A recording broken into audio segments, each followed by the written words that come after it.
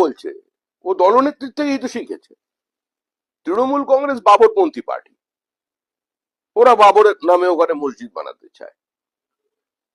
আর আমরা বলছি যে আদিনা মসজিদটা যে ওটা আসলে মন্দির, তার সামনে গণেশের মূর্তি আছে, ভিতরে জনিপীঠ আছে, লক্ষ্মীর পদচিহ্ন আঁকা আছে, স্বস্তিক আছে, মঙ্গল কলস আছে, এবং সবচেয়ে বড় কথা যে ব্রিটিশ ইন্ডিয়ায় মালদার কালেক্টর রেভেনশয়ের লেখা আছে 1857 সাল পর্যন্ত তিনি ওখানে ছিলেন, 55 থেকে, তিনি লিখে গেছেন ওর ভেতরে একটি মন্দির আছে।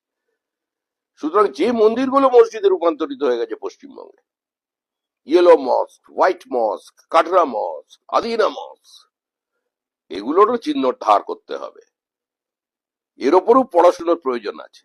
আর্কিওলজিক্যাল সার্ভেকে এগিয়ে আসতে হবে, এর জন্য ভারত সরকারকে এগিয়ে আসতে হবে। আর যদি তারা না আসে তাহলে হিন্দুরা ঐক্যবদ্ধভাবে এবার যাবে।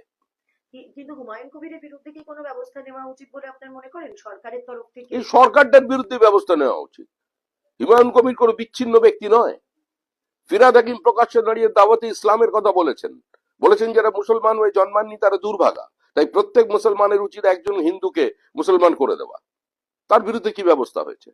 মুখ্যমন্ত্রী যেদিন দাঁড়িয়ে ঈদ উল ফিতরের মঞ্চে বলেছিলেন যে বিজেপি ইজ প্র্যাকটিসিং হিন্দু ধর্ম ইজ এ গান্ধা ধর্ম, তিনি নিজের বিরুদ্ধে কি ব্যবস্থা নেবেন?